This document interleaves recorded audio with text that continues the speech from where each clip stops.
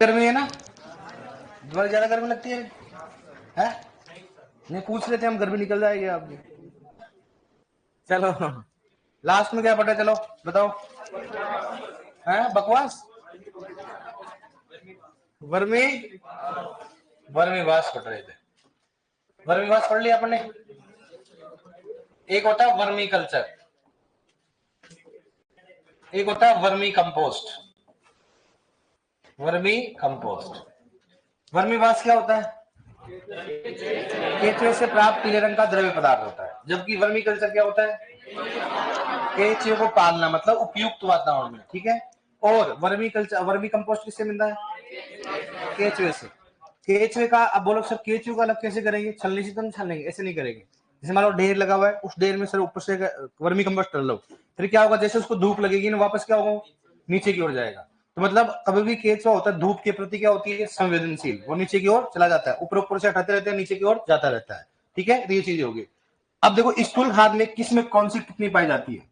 स्थूल खाद, ठीक है। स्थूल खाद किसे कहेंगे? जिसमें कार्बनिक पदार्थ की मात्रा अधिक और पोषक तत्व की मात्रा, जैसे FIA में नाइट्रोजन की मात्रा कितनी होती है? 0.5% क्या होगा? नाइट्रोजन। ऐसे बताओ फार्म कंपोस्ट में कितनी होती है? फार्म कंपोस्ट में 0.5% हो गया नाइट्रोजन। और शहरी कंपोस्ट में, शहरी कंपोस्ट में होता है 1.5, ठीक है। 1 पॉइंट कितना हो गया? 5। और बात करते हैं वर्मी कंपोस्ट, कितना होता है वर्मी कंपोस्ट में? वर्मी कंपोस्ट में होता है, वो होता है कितना? 3%। कितना बताओ? 3% क्या होगा? नाइट्रोजन, ठीक है। और नेक्स्ट बात करते हैं किसी, बताओ, बकरी पोल्ट्री की खाद। किस बात करते हैं? पोल्ट्री की खाद। पोल्ट्री खाद मतलब क्या होता है? क्या होता है? मुर्गी, मुर्गी की भीड़ की खाद। कितना होता है? 3.03%, ठीक है। नेक्स्ट हो गया भेड़ व बकरी की खाद। भेड़ व बकरी की खाद, भेड़ व बकरी खाद में कितना बताओ? कितना हो गया? 3% नाइट्रोजन, ठीक है। और एक होती है नाइट सोइल। इस बात करते बताओ, नाइट सोइल का उपयोग कहां नहीं करेंगे बताओ? हाँ, जैविक खेती में कितना होता है? 5.5% क्या होगा इसमें? नाइट्रोजन होगा। 5.5% क्या होगा? नाइट्रोजन। FIA में 0.5, फार्म कंपोस्ट में, शहरी कंपोस्ट में, वर्मी कंपोस्ट में, पोल्ट्री खाद में, भेड़ बकरी खाद में, और नाइट्रोजन कितना होता है? हाँ, एक साथ याद हो जाएगा कौन से में कितना। जब इन तीनों में 3 ही मानो आप, तो इसलिए लिखा है ताकि अपने को आइडिया रहे कि भाई पोल्ट्री में क्या होती है? थोड़ी सी ज्यादा होती है। पोल्ट्री की खाद में ज्यादा नाइट्रोजन और ज्यादा फॉस्फोरस पाया जाता है अन्य स्थूल खाद की तुलना में, ठीक है। अन्य स्थूल की खाद में जाता है ज्यादा। तो सर नाइट सोइल अलग चीज होती है, लेकिन फॉस्फोरस थोड़ा लिमिटेड होता है। लेकिन हमेशा पोल्ट्री की खाद में क्या होता है? अधिक नाइट्रोजन व अधिक फॉस्फोरस। दूसरी बात, पोल्ट्री की खाद को आप हमेशा एक चीज याद रखना, पोल्ट्री के फार्म खाद को ज्यादा अपन क्या करते? उसको खुला नहीं छोड़ते। अगर खुला छोड़ते तो क्या होता है? उसमें नुकसान होता है। सॉफ्ट खाद आता है एकदम, तो ऑलरेडी बीट आपको मालूम है, आप डायरेक्टली भी यूज कर सकते हो, इसमें कोई समस्या नहीं होती है। इसलिए क्या होता है? थोड़ा सा उसको धूप में नहीं रखा जाता है। ज्यादा धूप में रखोगे तो क्या होगा? उसका वोलेटिलाइजेशन के द्वारा क्या होता है? नुकसान। ना ही उसको खुला छोड़ सकते हैं। अगर बारिश आ गई तो नाइट्रोजन का नुकसान किस रूप में होगा?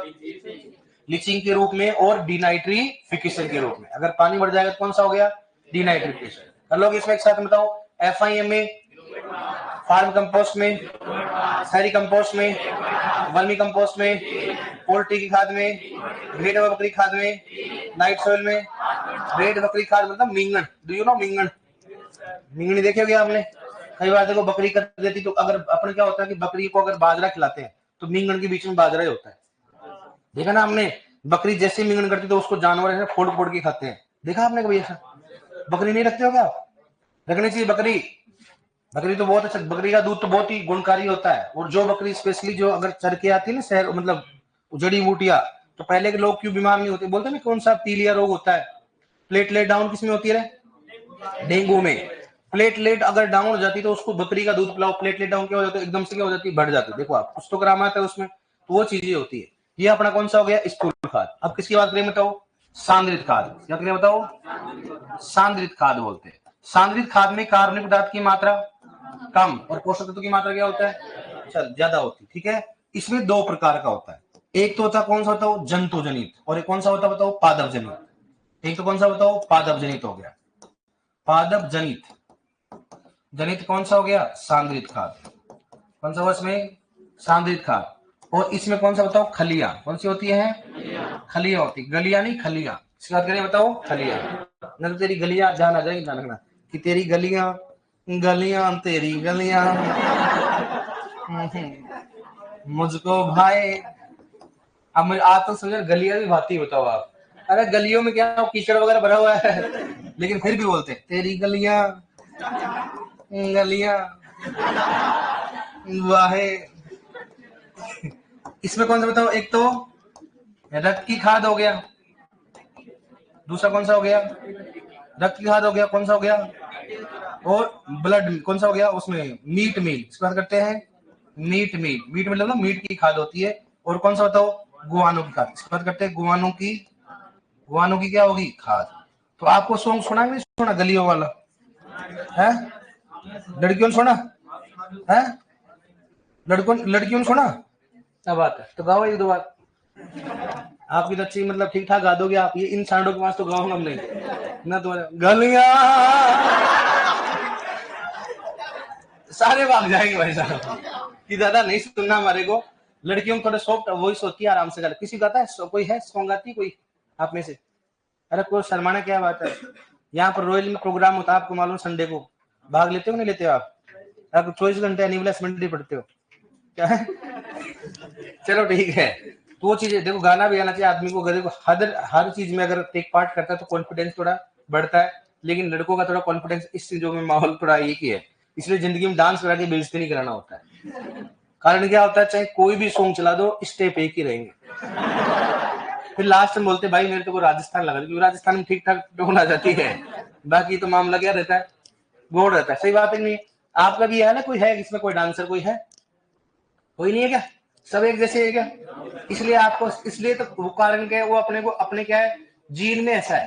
क्योंकि पहले बारात में लड़के जाते थे और बारात में पहले बाजा बजता था, कोई स्टेप करने की जरूरत नहीं, सब में एक ही है भंगड़ा आजकल देखो ना, देखोगे आपने आजकल तो डीजे चल गया। पहले हर शादी में क्या जाता था बताओ, बैंड जाता था, बहुत मजा आता था उसमें। सही बात है कि नहीं। आजकल तो डीजे कोई मजा नहीं आता। पहले भाई साहब वो लाइट वाले चमचम करते चलते थे, आजकल तो बस बना देते डीजे हमको। और अब तो हर प्रकार का गाना अलग अलग होता है, अलग अलग स्टेप करने की जरूरत होती है, जरूरत तो होती है, लेकिन करते नहीं है ना। अपने को तो एक ही आता है। सही बात है कि नहीं। लड़कियां थोड़ा ठीक ठाक डांस कर लेती, आप करते हो कि नहीं करते हो, क्या करो ना फिर, क्या करते हो जिंदगी भर में है तो ये तो चाहते हैं कि हम करें, लेकिन होता है नहीं इनसे। ये तो खूब करते हैं, लेकिन जैसे करने की कोशिश करते तो लात मार के भगा देते हैं कि क्यों बेइज्जती करवा रहा हमारा। तो उसके लिए प्रैक्टिस करना पड़ता है। लेकिन आप अच्छे से गा सकते हो, लेकिन आप गाते भी नहीं हो ना। आप क्या करते हो जिंदगी में, क्या किया आज तक आपने, बारी बस है। इन्होंने तो बहुत कुछ किया, आपने किया कि नहीं किया, क्या किया बेटा। हाँ सर हम तो ठीक है। तो पादप जनित और जंतु जनित। खलियों को इंग्लिश में बोलते हैं केक, क्या बोलते हैं। तो किस किस ने केक खाया, लड़कियों में पूछते केक का, डू लाइक केक और नॉट इंग्लिश आप केक खाते हो नहीं खाते, अरे केक खाओगे कि नहीं खाओगे, अब ये बोलती नहीं, इनको क्वेश्चन पूछा जाए फिर है ना। आप केक खाते हो कि नहीं खाते हो, हेलो हेलो मतलब जब पूछता हूँ ना तो ऐसी गर्दन कर लेती है, मैं समझ जाता हूँ आपने कभी केक खाया कि नहीं खाया, तो खाया। तो अब ये खलियां खाओगी कि नहीं खाओगे, हैं खाते हैं अपन, बताओ किसकी खाते हैं, सोयाबीन की। सोयाबीन की जो बड़ी आती है वो क्या होता है, केक ही होता है। तिल की खली नहीं खाते क्या अपन, नारियल की खली, तेल अंदर निकाल देते, खली तो खाएंगे अपन। अरे नारियल की अपन खाते ना वो, तो वो क्या तेल तो निकलता रहता है, खली भी अंदर चली जाती है अपने, तो वो चीज खाते ही नहीं खाते बताओ आप। तिल की बहुत फेवरेट होती है, सर्दियों के दिनों में लड्डू बनाते घर वाले कूट के उसको। और इसमें क्या आजकल कोलू चलता है बैल, उसमें तेल और वो बन जाता है, बहुत अच्छा लगता है वो। न जाने कहाँ दुनिया में क्या खाया फिर आपने। हाँ आपने तो गलियां देखी बस, ये तेरी गलियां गलियां तेरी गलियां। हाँ अब मैं भी आपके जैसा हूँ, मेरे को नहीं आता ये तो क्या, ठीक ठाक माइक लगा इसलिए आवाज अच्छी आ रही है, माइक हटाने के बाद खुद भाग जाओ कि साहब रहने दो, अब नींद आ रही है। खाद्य, इसकी बात करते हो खाद्य खलिया। खाद्य खलिया का मतलब क्या होता है, खाने योग खलिया, मतलब पशु खा सकते हैं, अपन भी खा सकते हैं। और कौन सा बताओ, अखाद्य खलिया। इस बात करते हो अखाद्य खलियों की बात करते हैं। अखाद्य मतलब जिनको खाया नहीं जाता है, न उनको पशु खिलाया जाता है, तो कौन सी होती है? अखाद्य। ठीक है, खाद्य खलियों की बात करते हैं सबसे ज्यादा किसकी बताओ उसमें? एक तो होता है मूंगफली, किसकी बात करते हो? मूंगफली हो गया। तो मूंगफली की खली लोगी, मूंगफली समझ जाओगे आप, इतने समझदार हो ही हो आप, ज्यादा समझदार हो आप। ठीक है, नेक्स्ट कौन सा बताओ? कुसुम, किसकी बात करते हो? कुसुम हो गया। नेक्स्ट कौन सा बताओ? कुसुम, किसकी बात करते हो? कुसुम की बात करते हैं। ठीक है, अब इच्छा है हमारी 2 बार लिखने की, बताओ आप। ठीक है, उसके बाद किसकी बात हो? कपास, किसकी बात करते हैं? कपास। उसके बाद किसकी बात करता हो? तिल। उसके बाद किसे बताओ? सरसों, किसकी बात करते हैं? उसके बाद किसे बताओ? अलसी, किसकी बात करते हैं? अलसी। और उसके बाद कौन सा बताओ? नारियल, किसकी बात करते हैं? नारियल की बात करते हैं। ठीक है, यहां पर बात करते हैं मूंगफली में नाइट्रोजन की मात्रा कितनी होता हो? कितनी होती है? 7.2% क्या हो गया? नाइट्रोजन। यहाँ पर कुसुम में कौन सा होता है? छिली हुई, किसकी बात करते हो? छिली हुई। और छिली हुई को बोलते हैं कौन सा बताओ? डिकोर्टिकेट, किसकी बात करते हैं? डिकोर्टिकेटेड। कौन सा बताओ? डिकोर्टिकेटेड, इंग्लिश में बोलते हैं। ठीक है, और इसमें कितनी होता हो? 7.9% क्या होगा? नाइट्रोजन। दूसरा होता है कुसुम में बिना छिली हुई, किसकी बात करता हो? बिना छिली हुई, बिना छिली हुई। और बिना छिली हुई में कितनी होता हो? यहां पर होती कितनी है? 4.9%। कितना होता? 4.9% क्या होगा? नाइट्रोजन। समझ जाओगे ना? 4 है। ठीक है, नेक्स्ट कौन सा बताओ? कपास में कितना बताओ? 6.4% क्या होगा? नाइट्रोजन। तिल में कितना होता बताओ? 6.2% क्या होगा? नाइट्रोजन। ठीक है, सरसों में कितना हो गया? 5.2% नाइट्रोजन। ठीक है, अलसी में कितना हो गया? 4.9% नाइट्रोजन। ठीक है, और नारियल में कितना बताओ? 3.9%, 3% क्या होगा इसमें? क्या होगा रे? नाइट्रोजन। ठीक है, अब बात करते हैं किसकी बताओ? अखाद्य, किसकी बात करें बताओ? अखाद्य। अखाद्य में कौन सा बताओ? एक तो नीम, दूसरा कौन सा हो गया? करंज, दूसरा कौन सा हो गया? महुआ। कौन सा हो गया? महुआ।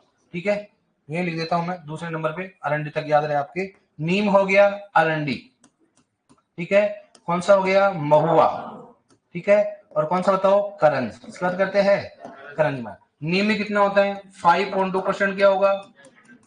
अरंडी में कितना हो गया? 4.2% क्या होगा? नाइट्रोजन। महुआ में कितना होगा? 2.5% क्या होगा? नाइट्रोजन। और इसमें कितना होता है? 3.5% क्या होगा? नाइट्रोजन। 3.9 होता है, लेकिन याद करने का तरीका 2.5 और 3.5, 5.2 और 4.2 की बात करते हैं। देखो पिछले सालों से, कई सालों से जो है रिपीट तो होता है ओनली मूंगफली का। किसका होता है? मूंगफली का। लेकिन अब भी फिलहाल में जो एग्जाम है, आरपीएससी कोई भी एग्जाम हो रही है, उसमें सबसे ज्यादा रिपीट होने वाली एक तो कौन सी बताओ? मूंगफली। दूसरा कौन सा है? सरसों। कौन सा हो गया? सरसों। तीसरा कौन सा हो गया? नीम। और चौथा कौन सा हो गया? अरंड।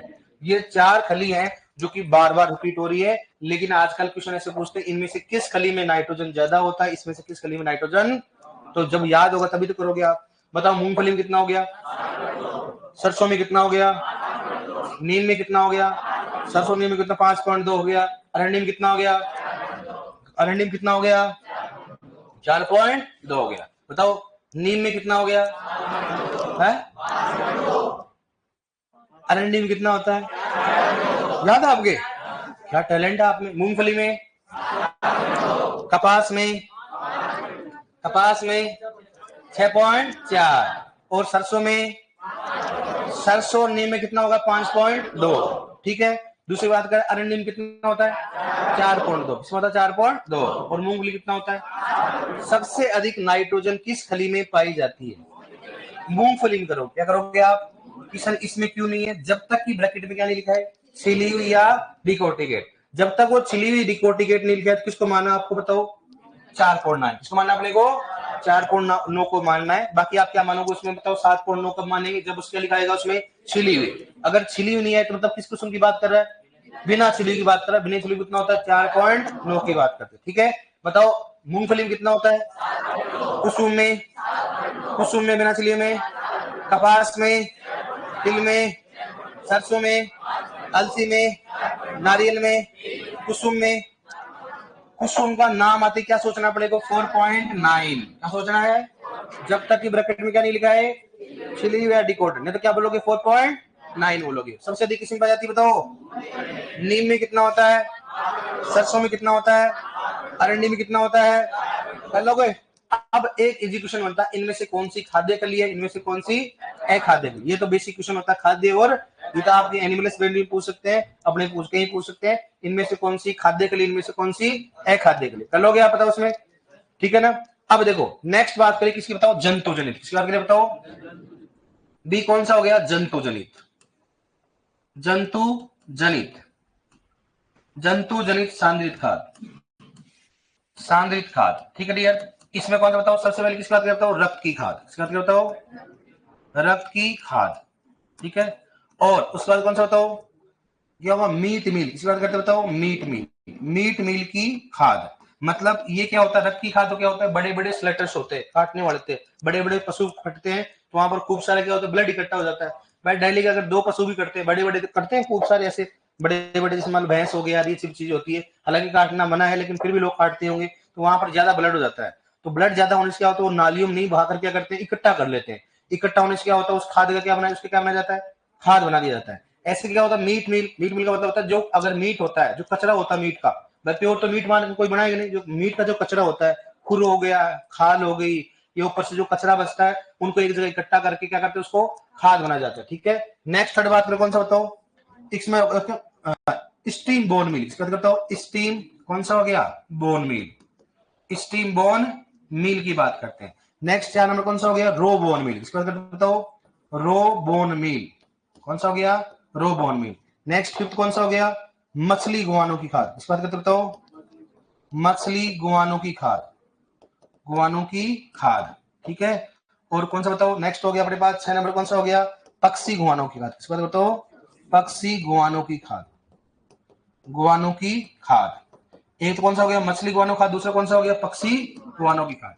रक्त की खाद में कितना होता है, 11 से 12% क्या होगा, नाइट्रोजन। इसमें कितना हो गया, 10 से 11% क्या होगा, नाइट्रोजन। रक्त स्टीम में कितना होगा, 25 से 30% क्या होगा इसमें, P2O5 क्या होगा, और 1 से 2% क्या होगा इसमें, नाइट्रोजन।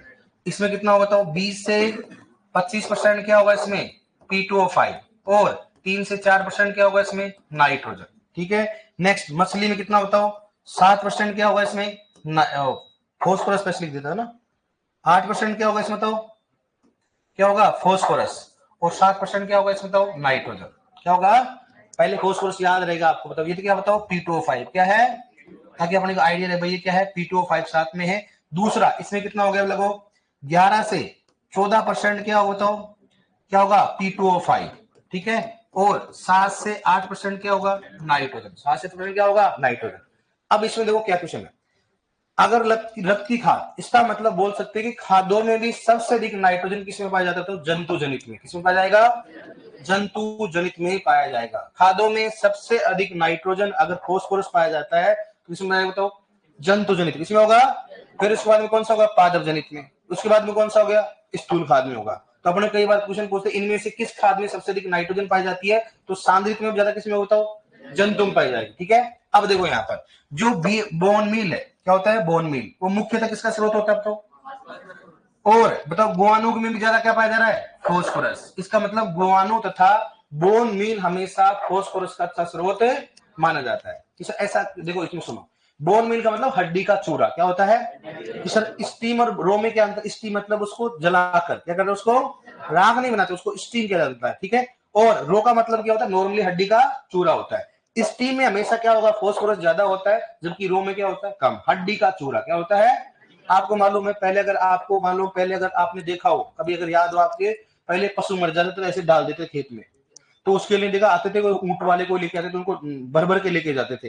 तो कहीं ना कहीं जाता होगा तभी तो लेके जाते हैं ना। कई प्रकार की इनसे चीजें बनती होंगी, चूड़िया वगैरह कुछ तो बनती होंगी, कुछ बहुत सारे कंगे वगैरह बनते होंगे। सींगों से कंगे बनाए जाते हैं, तो सींग होता है ना, सींग, उसके कंगे बनाए जाते हैं। मैंने तो यूट्यूब पे देखा उसमें कि सींग जो होता है, इनके बहुत अच्छे कंगे बनते हैं, लेकिन अपने को मालूम नहीं होता, अपन तो यूज कर रहे हैं, ठीक है। वह अब चमड़ा होता है, अपन सोचते चमड़े से क्या बनता है, तो बेल्ट बनता है, लेकिन अपन को लगता है नहीं भैया चमड़े का बेल्ट है, लेकिन चमड़े का क्या बनता है, बेल्ट बनता है। और चमड़े से आजकल वो बढ़ने लगे, देखो मैंने तो यूट्यूब पे देखा कि आजकल इतने जो एनिमल की बॉडी होती है, मरने के बाद उसकी खाल को हटा लेते हैं, खाल की क्या करते हैं, उसमें सफाई करके और उसका क्या बना लेते हैं, उसको पेस्ट बना लेते हैं। उस पेस्ट बनाकर उसको क्या सजावटी आजकल बना रहे हैं, जबकि गलत है, लेकिन बना रहे लोग, यूज भी कर रहे हैं, चीजें होती है। कर लो क्या, मैं तो कोई दिक्कत नहीं है। बताओ रक्त के खाद में, मीट मिल में, स्टीम बोन मिल में, 25 से 30 क्या हो गया? P2O5। रो बोन मील में 25 से 20 से 25 क्या हो गया? P2O5।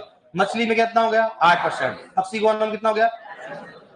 बोन मील तथा गुआनो जो होती है उसमें किसका मुख्य स्रोत होते हैं? फॉस्फोरस। कर लोगे यहां तक? लिख लो आप, कर तो लोगे आप, मुझे मालूम है। अरे केमिस्ट्री एग्रोनॉमी पढ़ा देंगे आपको केमिस्ट्री।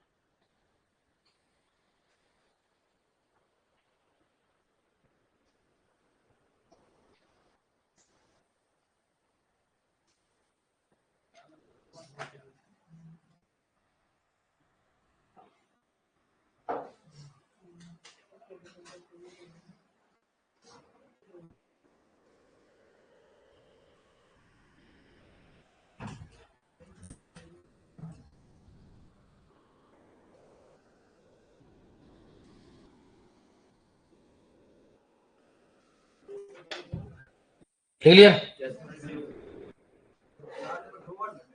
क्या? अरे यार ये तो कर लेगा तो। तूने नहीं किया 4 बार 2 बार, अगर जो किया वो मूर्ख इंसान है। अरे इनको उतना समझना चाहिए ना, है? समझेगा नहीं समझेगा तुम्हें? आपने बोला था यार, अब तेरी बात कैसे नहीं मानी हमने, गलती कर दी हमने यार। क्लियर है? डन। ये तो नंबर था, आपको बोलो 1 2 3 4 5 और 6 और 7। मामला गड़बड़ है रे। 6 7 और सही है। 1 2 5 6 और 7। अब ठीक है, टैलेंटेड हो आप। देखो आप नेक्स्ट, मनुष्य के मल से बनी खाद को नाइट सोइल कहा जाता है। अरे तू ये गलत लिख लिया रे, ये तो ऊपर नीचे कैसे लिख दिया? दे देखे। अरे दादा, कहाँ लिखा है तुमने? ये भाई जल्दी सुलटेगा। देख के लिखो ना दादा। मैंने थोड़ा सा ऐसा हो गया तो ये भी ऐसे हो गए, मामला खाली है तो मैं भी खाली छोड़ देता हूँ। अरे ये है, ये है, ये है, ये है, ये है, ये है और ये है, मतलब मैंने इसको खाली छोड़ दिया, भाई ने भी खाली छोड़ दिया बस। अरे वो तो हो जाता कई बार ऐसा, उसे भूल गया वो। फिर क्या इसमें ऐसा टेंशन क्यों ले रहा है तू? चलता रहता है ऐसा, टेंशन लेने का नहीं, टेंशन जिंदगी में जाना लेना, कभी टेंशन लेना चाहिए क्या? फिर लिखो आप, टेंशन नहीं लेते, लिखो आप, लिखो पोल्ट्री की खाद में, लिखो इसमें नीचे लिखो, नोट डाल के लिख लो, पोल्ट्री की खाद में अन्य स्थूल खाद की तुलना में, पोल्ट्री की खाद में अन्य स्थूल खाद की तुलना में, पोल्ट्री की खाद में अन्य स्थूल खाद की तुलना में, पोल्ट्री की खाद में अन्य स्थूल खाद की तुलना में, पोल्ट्री की खाद में अन्य स्थूल खाद की तुलना में अधिक नाइट्रोजन व फास्फोरस पाया जाता है, अधिक नाइट्रोजन व फास्फोरस पाया जाता है, अधिक नाइट्रोजन व फास्फोरस पाया जाता है। अधिक नाइट्रोजन और फास्फोरस पाया जाता है। ठीक है, अब लिखो नेक्स्ट हेडिंग डालो सांद्रित कार्बनिक खाद। नेक्स्ट स्थूल हो गया, अब लिखो सांद्रित कार्बनिक खाद। सांद्रित कार्बनिक खाद, सांद्रित कार्बनिक खाद सभी कार्बनिक ही होते हैं, लिखवाना तो जरूरी नहीं, लेकिन चलो ठीक है। सांद्रित कार्बनिक खाद में लिखो, उसमें सांद्रित कार्बनिक खाद लिखो। इन खादों में स्थूल खाद की तुलना से, इन खादों में स्थूल खाद की तुलना से, इन खादों में स्थूल खाद की तुलना से, स्थूल खाद की तुलना से कार्बनिक पदार्थों की मात्रा कम, स्थूल खाद की तुलना से कार्बनिक पदार्थों की मात्रा कम तथा कार्बनिक पदार्थों की मात्रा कम तथा पोषक तत्वों की मात्रा अधिक पाई जाती है। पोषक तत्वों की मात्रा अधिक पाई जाती है। पोषक तत्वों की मात्रा अधिक पाई जाती है। पोषक तत्वों की मात्रा अधिक पाई जाती है। लिखो इसमें नेक्स्ट, लिखो सांद्रित खाद के प्रकार। लिखो सांद्रित खाद के प्रकार। देखो फालतू के कमेंट नहीं करोगे, दीपक योगी सुन लेना। आर्ट एंड कल्चर की क्लास लगाओ, कब लगाओगे? मैं लगाऊंगा क्या? कॉल करके बोला हेल्पलाइन नंबर पर कब लगाओगे? जो पढ़ रहा है उसको पढ़ाई करो ना पहले। ये फालतू कोई कमेंट नहीं, किसकी क्लास नहीं लगी, किसकी क्लास लगी, कि टीचर से कोई नहीं पूछे गए किसकी क्लास लगानी है नहीं लगानी। हेल्पलाइन नंबर देगा, वहां पर कॉल करके पूछ लिया करो। ये इससे फिर आपका ध्यान कहां पढ़ने का? आर्ट एंड कल्चर की टाइपिंग में तेरा चल रहा है दिमाग, नोट्स का बना रहा है तू। ठीक है, लिख लो दोनों एक प्रकार, ए और बी। जब तू ये बच्चे ऑफलाइन वाले लिख रहे हैं, उनको टाइम नहीं है, तो तेरे पास टाइम कहां से आ गया लिखने का? जो क्लास लग रही है उनको लो, नहीं लग रही है तो आप मैनेजमेंट को कॉल करो, वो बताएंगे आपको क्या कारण है, लग रही है कि नहीं लग रही है।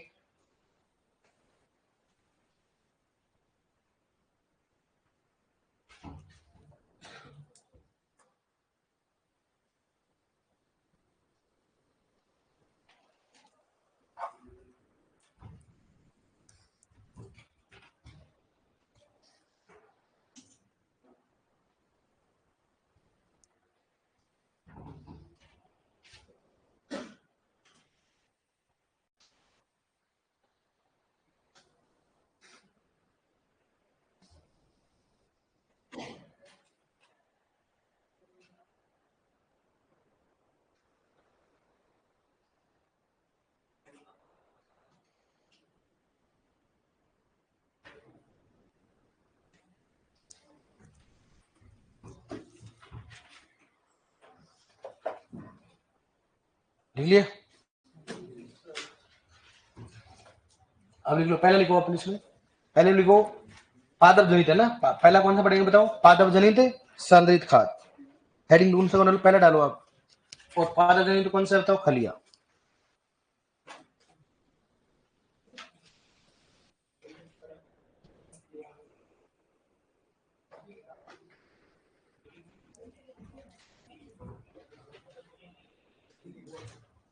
लिख लिया हमने पहला? क्या लिखा बताओ? पादप जनित सांद्रित खाद। अब लिखो, लिखो खलिया।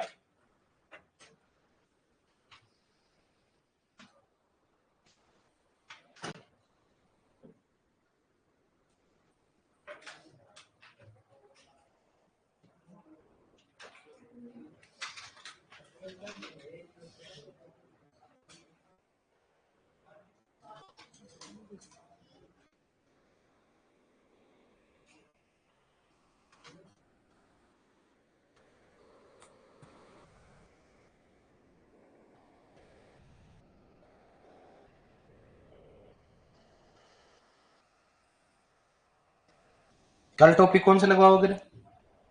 उर्वरक लगा देना। कल कौन सा लगा दोगे आप? उर्वरक। पोषक तत्व हो गया, खाद हो गया, कौन सा पढ़ेंगे? उर्वरक। अब इसमें पोषक तत्व कौन कौन नहीं पढ़ रखा? अच्छा, पोषक तत्व नहीं पढ़ रखा आपने, ठीक है। और आते फिर अपन पोषक तत्व स्टार्ट कर देंगे।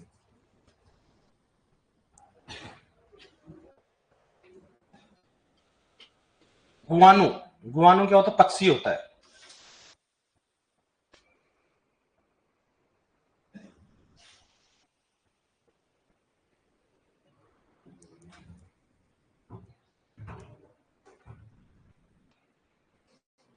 अरे आपने लिख तो लिया था ना, ये वाला लिख तो लिया था कि नहीं लिखा था?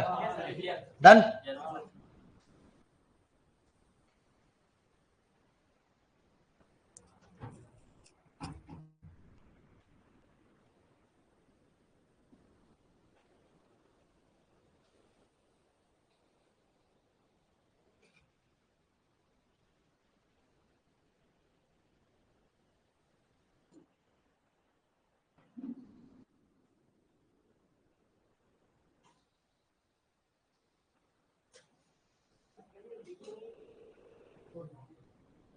डिकोर्टिकेटेड, डिकोरेटिकेटेड,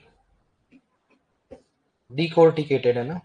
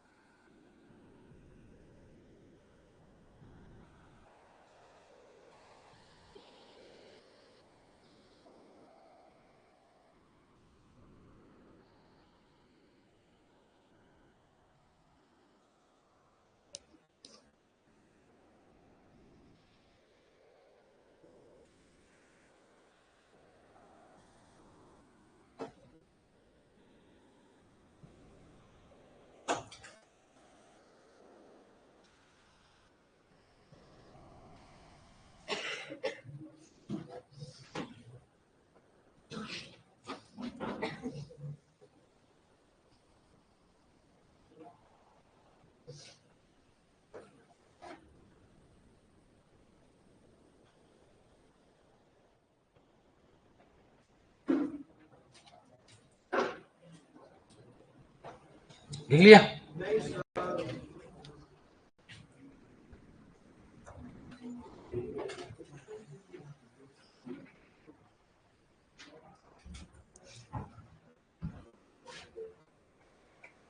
ऑनलाइन वाला वीडियो और पीडीएम कंफ्यूजन, दोबारा क्लास देखो। वीडियो और पीडीएम की आप तो ले सकते हो बेचारे, ऑफलाइन तो ले भी नहीं सकते दोबारा क्लास। जिनके पास ऑनलाइन हो देखा करो। अरे आपने भी ऑनलाइन ले रखा कि नहीं ले रखा है? चलाते हो आप? अच्छा, हॉस्टल में रूम पे कौन कौन रहता है? तो आप तो देखते हो फिर, अगर लगता है ना कि आपको लगभग की जरूरत होती है, मेरे हिसाब से जरूरत तो नहीं पड़ती होगी भाई, इतना टाइम वेस्ट करने के लिए अपने पास टाइम नहीं है वहां पर देखेंगे यहाँ देखेंगे, लेकिन फिर भी अगर हो तो देख लिया अगर। वैसे अपने को समस्या क्या है कि एग्रीकल्चर में तो आती नहीं, आती है अपने को जीके में आती है और हिंदी में आती है, बाकी और तो प्रॉब्लम मेरे को लगता नहीं होती होगी आपसे। जीके में चलते हो वहां पर भाला चलते खपा खप, तरवाले चलते भवा पप, मामला क्या होगा, थोड़ा उल्टा हो जाता है ना। लिखो, नोट डाल के लिखो।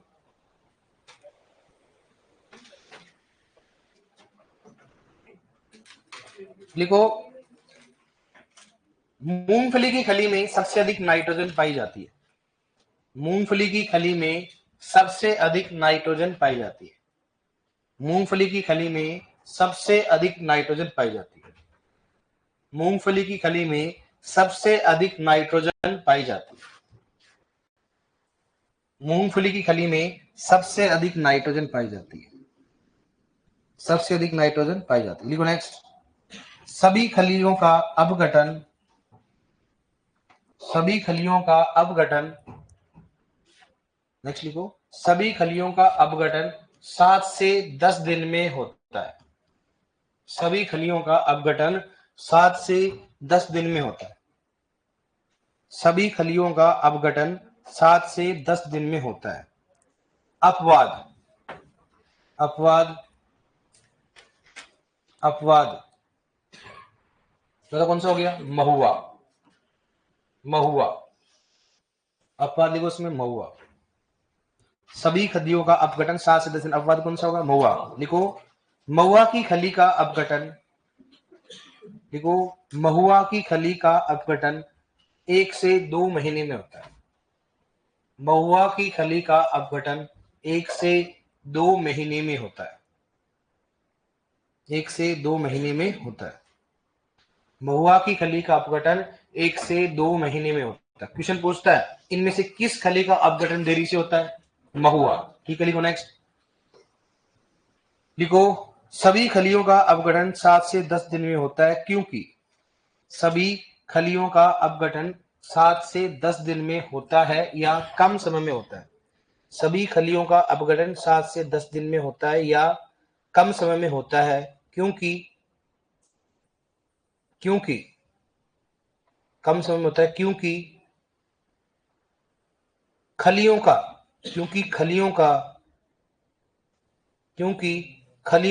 CN अनुपात, क्योंकि खलियों का CN अनुपात कम होता है, क्योंकि खलियों का CN अनुपात कम होता है, क्योंकि खलियों का CN अनुपात कम होता है। ठीक है, बताओ कितना होता है खलियों का अनुपात? खलियों का CN अनुपात कितना होता है बताओ? है 3:5। कितना होता है? 3:5। खलियों का CN अनुपात बराबर लिखो 3:5। 3:5। खलियों का CN अनुपात बराबर के लिए हो गया 3:5। 3:5। खलियों का CN अनुपात बराबर 3:5। लिखो नेक्स्ट। लिखो अरंडी की खली में, अरंडी की खली में anti termite, anti termite, anti termite, अरंडी की खली में एंटी टर्माइट गुण पाया जाता है। अरंडी की खली में एंटी टर्माइट गुण पाया जाता है, जिसके कारण, अरंडी की खली में एंटी टर्माइट गुण पाया जाता है जिसके कारण दीमक का प्रकोप कम होता है, जिसके कारण दीमक का प्रकोप कम होता है, जिसके कारण दीमक का प्रकोप कम होता है, जिसके कारण दीमक का प्रकोप कम होता है, जिसके कारण दीमक का प्रकोप कम होता है। एंटी टर्माइट मतलब क्या होता है? दीमक होता है, दीमक के प्रति प्रकोप क्या होगा? कम। लिखो नेक्स्ट। लिखो अरंडी की खली में, अरंडी की खली में रिसीन, अरंडी की खली में रिसीन नामक रसायन पाया जाता है। अरंडी की खली में रिसीन नामक रसायन पाया जाता है। अरंडी की खली में रिसीन नामक रसायन पाया जाता है। अरंडी की खली में रिसीन नामक रसायन पाया जाता है। अरंडी की खली में रिसीन नामक रसायन पाया जाता है। बोलते ना खाद्य क्यों है? क्योंकि इसमें क्या पाया जाता है? रिसीन नामक रसायन। देखो नेक्स्ट।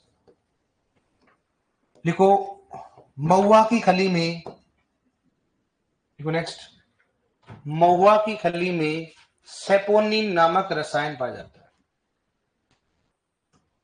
महुआ की खली में सेपोनिन नामक रसायन पाया जाता है।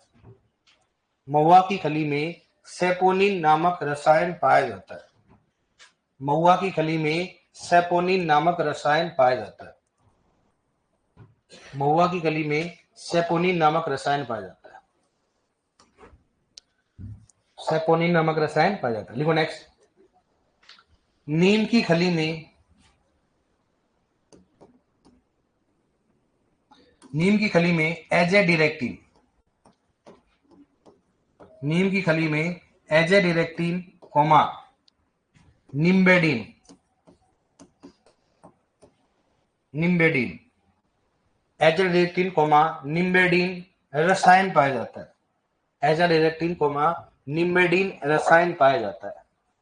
एजाडिरेक्टिन कोमा निम्बेडिन रसायन पाया जाता है। एजाडिरेक्टिन कोमा निम्बेडिन रसायन पाया जाता है। लिखो नेक्स्ट। नीम तथा करंज को, नीम तथा, आपका टाइम क्या है क्लास का? 40 है ना? हाँ, नीम तथा करंज, नीम तथा करंज, नीम तथा करंज की खली तथा उत्पादों का उपयोग, की खली तथा उत्पादों का उपयोग नाइट्रोजन अवरोधक के रूप में करते हैं, नाइट्रोजन अवरोधक के रूप में करते हैं, नाइट्रोजन अवरोधक के रूप में करते हैं, नाइट्रोजन अवरोधक के रूप में करते हैं। नीम तथा करंज की खली या उत्पादों का उपयोग नाइट्रोजन अवरोधक के रूप में करते हैं। इसलिए कौन सा यूरिया है बताओ? नीम युक्त यूरिया। कौन सा था? कारण क्या होता है उसमें? नीम क्या होता है? नाइट्रोजन को क्या करता है? स्लो रूप से क्या मृदा में भेजता है, जिसे मैं बता करता हूं आपको नाइट्रोजन अवरोधक क्या होता है। नाइट्रोजन अवरोधक, इसको बोलते हैं इंग्लिश में इनहिबिटर। क्या बोलेंगे उसको? इनहिबिटर। क्या बोलेंगे उसको? इनहिबिटर। इसमें क्या होता है कि नाइट्रोजन से मान लो सबसे पहले मृदा में किसमें रूप में? अमोनियम। अमोनियम किसमें कन्वर्ट होता है बताओ? NO2 माइनस नाइट्राइट, और नाइट्राइट से कौन सा बताओ? नाइट्रेट होता है। यहां पर कौन सा बैक्टीरिया बताओ? कौन सा हो गया? नाइट्रोसोमोनास। कौन सा होगा? नाइट्रोसोमोनास। और यहां पर कौन सा बताओ? लेकिन ये क्या करेगा कि जितना अमोनियम नाइट्राइट में कन्वर्ट होगा उतना किसमें होता है? नाइट्रेट में। और नाइट्रेट में मृदा में अधिक चालक होता है, और अमोनियम क्या होता है? कम चालक। तो क्या करता है मृदा में धीरे धीरे, अगर नाइट्रोजन उसमें अपन नीम डाल देते, उसमें नीम के उत्पाद डाल देते हैं, तो नीम के उत्पाद डालने से क्या होता है कि नाइट्रोजन क्या होता है मृदा में धीरे धीरे क्या होता है? पौधे को उपलब्ध होता है। अगर एक साथ अमोनियम में कन्वर्ट हो गया, नाइट्रेट किसमें कन्वर्ट होगा? नाइट्राइट। नाइट्राइट किसमें होगा? नाइट्रेट में होगा। तो क्या होगा? जितना पौधे को लेना उतना लेगा, बाकी क्या होगा? उसका नुकसान होगा। तो नुकसान होगा तो अपने लिए होता है। अब ये क्या करेगा? नाइट्रोजन अवरोधक क्या करता है? इस किसकी गति कम करेगा? नाइट्रोसोमस बैक्टीरिया की गति क्या करेगा? कम। अब इसकी गति कम हो जाएगा तो नाइट्राइट भी क्या होगा? कम बदलेगा। और नाइट्राइट कम बदलेगा, नाइट्रेट में क्या होगा? कम। तो धीरे धीरे पौधे क्या उपलब्ध होता रहता है और ज्यादा नाइट्रेट में कन्वर्ट नहीं होता, जिससे नाइट्रोजन नुकसान क्या हो जाता है? कम। इसलिए कौन सा यूरिया आया था? नीम युक्त यूरिया। अभी कौन सा है? Sulphur urea. कौन सा हो गया? सल्फर का काम ये होता है कि वो धीरे धीरे नाइट्रोजन को पौधे क्या होता है? प्राप्त होता रहता है, ज्यादा एक साथ किसमें कन्वर्ट नहीं होता है? नाइट्रेट। अब क्वेश्चन कैसा है? ऐसे आएगा कि बताओ नाइट्रोजन अवरोधक में कौन सा बैक्टीरिया प्रभावित होता है? कौन सा होता है? नाइट्रोसोमनास। नाइट्रोबैक्टर नहीं होता, इसलिए क्रॉस लगाया मैंने, एक्स नहीं किया क्रॉस, ये प्रभावित नहीं होता। ओनली कौन सा होता है? नाइट्रोसोमनास। लिखो इसको।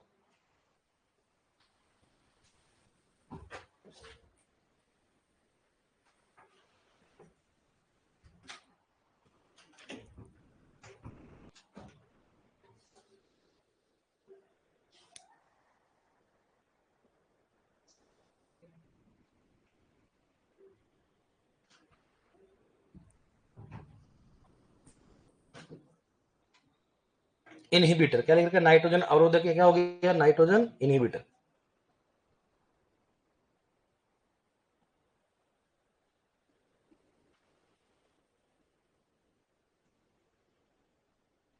क्या हो गया? नाइट्रोसोमनास का लिखना चाहो तो लिख लो इधर तक। अच्छा लिखे हमने को। कौन सा हो गया? प्रभावित। क्या हो गया बताओ? प्रभावित। ये प्रभावित है नहीं होता।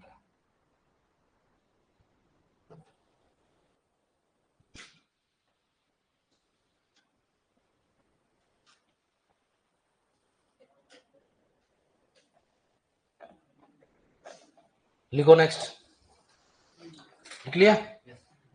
लिखो नाइट्रोजन अवरोधक में केवल, लिखो नाइट्रोजन अवरोधक में केवल नाइट्रोसोमोनास बैक्टीरिया ही प्रभावित होता है। नाइट्रोजन अवरोधक में केवल नाइट्रोसोमोनास बैक्टीरिया ही प्रभावित होता है। नाइट्रोजन अवरोधक में केवल, नाइट्रोजन अवरोधक में केवल नाइट्रोसोमोनास बैक्टीरिया ही प्रभावित होता है। नाइट्रोसोमोनास बैक्टीरिया ही प्रभावित होता है। नाइट्रोसोमोनास बैक्टीरिया ही प्रभावित होता है। नाइट्रोसोमोनास बैक्टीरिया क्या होता है? प्रभावित होता है। ठीक है डियर? अब लिखो नेक्स्ट। दूसरा कौन सा बताओ? जंतु जनित सांद्रित खाद। पादप जनित हो गया। कौन सा लिखो? जंतु जनित पादप क्या हो गया? खाद।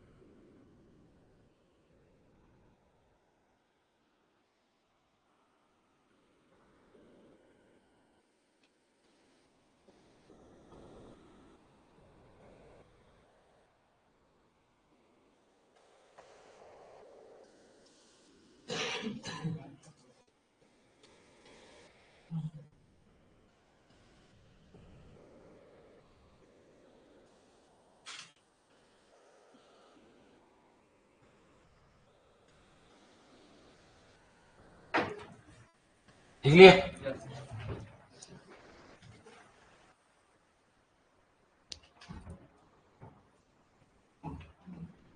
अरे ये पागल होते हैं कि जो है यार, जो पढ़ाया जाए उसको पढ़ने। सर गोबर की खाद की संशोधित गड्ढा विधि में और थोड़ा सा बताया ना, क्या गड्ढे के बारे में बताना नहीं पूछा जाता है।